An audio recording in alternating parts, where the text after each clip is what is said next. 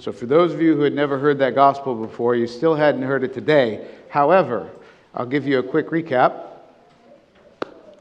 Jesus is asked by the Pharisees, is it just to pay the census tax to Caesar? Remember, the Jews are being occupied by the Romans, and the Romans are demanding tribute. Hey, we've conquered you, you need to pay us taxes. That's the way taxes works, right? The biggest bully gets money from the less big bully, and the less big bully takes money from the little guy and stuffs him in a locker, right? That's the way taxes works. It's always going to work that way. It's just part of life, right? That's really all, I mean, if you think about it, that's really all kings and presidents are. They're just big bullies that tell everybody else the way it's going to be. We have to have that because we all have different opinions and different desires and different ways of doing things. And to have that unity is important. To lose some of our own autonomy for the sake of unity is part of the compromise balance that we have to play as human beings.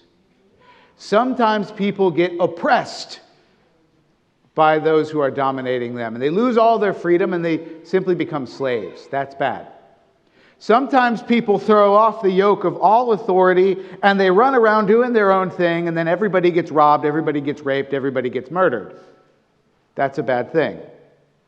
Somewhere in the middle, and there's a lot of different ways to do this, right? The democracy is not the only way to do this. A monarchy, kings and queens, not the only way to do it. A lot of ways to do it that work. We just find our own way that works. Within that system, though, we call that a state, right? We call that a nation. Ultimately, we call it home, right? The place where we belong as part of that system, right? And as belonging to it, we render upward what is owed. That's why Jesus said, okay, here's the coin. Whose picture is on that? Caesar's. Whose name is on it? Caesar's. Well, give it back to him. It's his. He's letting you use it for commerce, but really it's his. So giving somebody back something that's already theirs really isn't a big deal, right? And all of that happens because they're part of the nation. Now, the nation is an occupation. It's not free, but nevertheless, that's their home. Okay? This is sort of just setting the stage for what I really want to talk about, which is that image, that name. Give to Caesar what is Caesar's, and to God what is God's. Now, in the world, the things that we use belong to the world.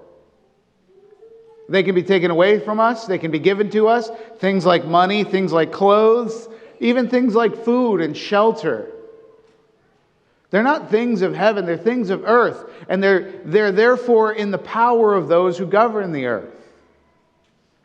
It wouldn't be right for them to take your home, but it could happen. Wouldn't be right for them to take your money, but it does happen.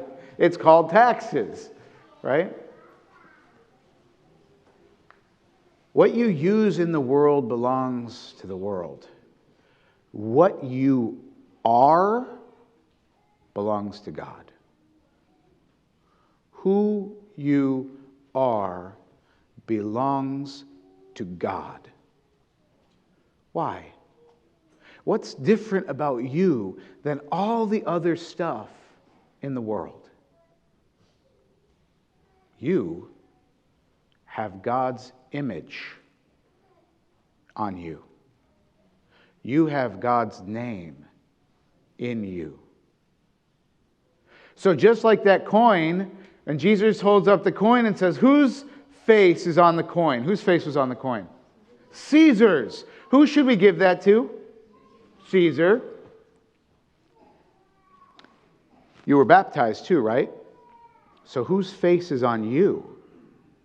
If I were to hold you up, like Mufasa holding Simba up, if I were to hold you up right here, who would people say you look like? Whose image do you bear? You said it. Jesus. So who should we give you to? Who should you give yourself to? Jesus. Exactly.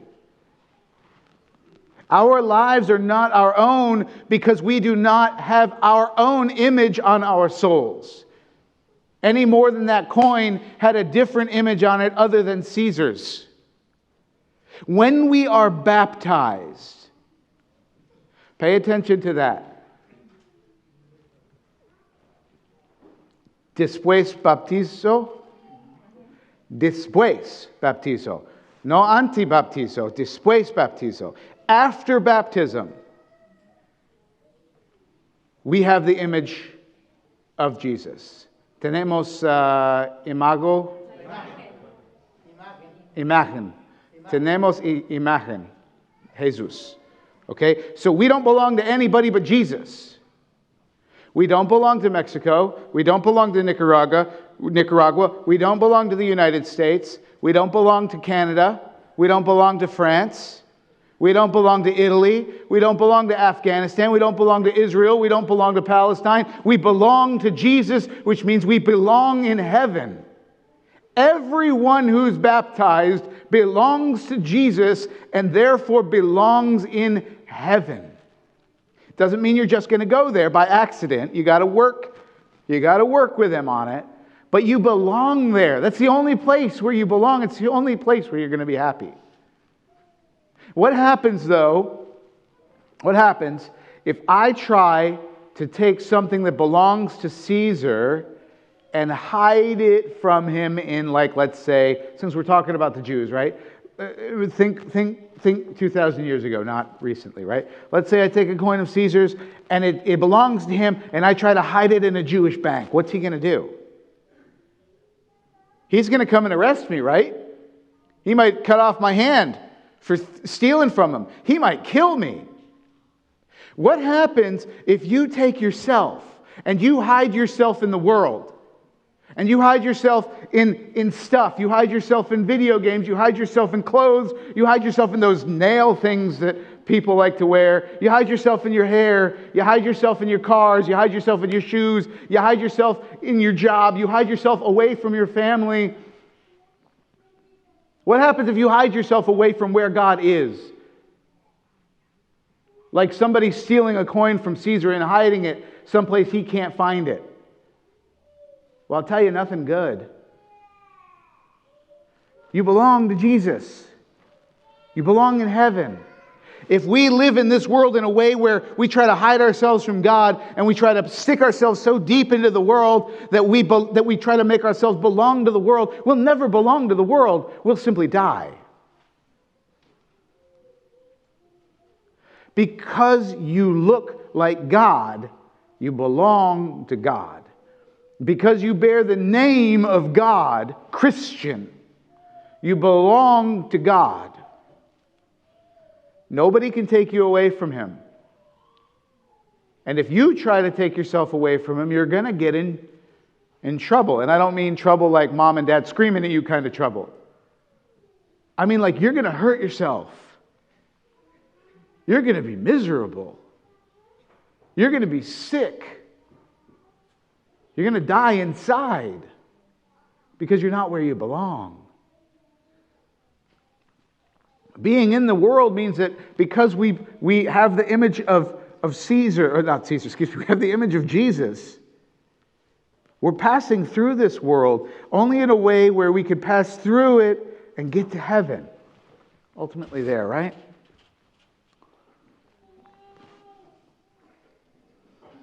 In the first reading, we heard the prophet hear from God that He gave him a name.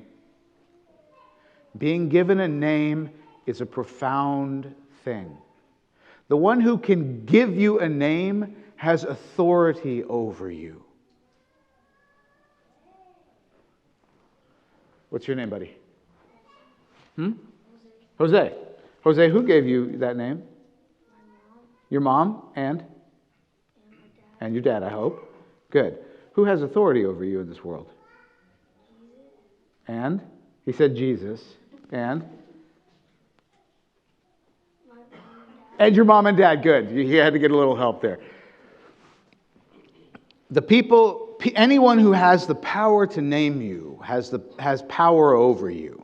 And normally that's a good thing, because one who gives you a name, it means they've helped to create you, to make you what you are. Right? Jose. Your mom and your dad had you, little pile of mashed potatoes in their hands, and they said, Jose.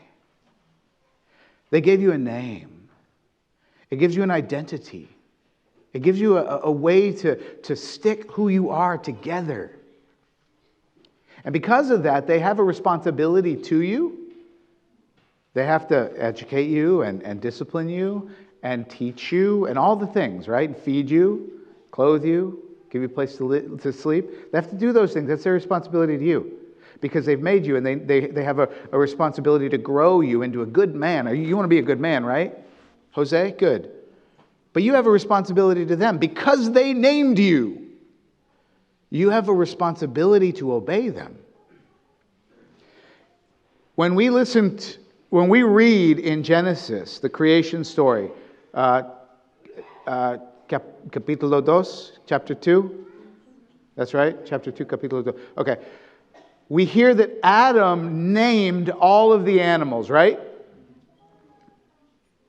That meant he has some authority over them. He has a responsibility to them, and he has authority over them to make happen what needs to make happen for the glory of God. God told him, tend the garden. Do all the things that you need to do. Don't worry about chopping off a limb. That's your limb to chop off. Don't worry about beating that sheep back into line. That's your sheep to beat. You do what you need to do to get done what I've asked you to do. You named them, they're yours. Do what you need to for them. But you have a responsibility to them as well. That's what happens when Adam gives everybody a name. And Adam, think about this, Adam gave a name to when Adam named all the animals and he didn't like them all, and he needed to find a friend, this is where it gets really interesting. What was the last creature that Adam named? Eva. I name you woman. This creates a bond between man and woman, similar to the bond that God has over his people, Adam has over creation, of authority, but in a different way. And this is important for you because this is the shift between what makes it so beautiful about God naming us. When Adam named Eve, he didn't name her like all the other animals.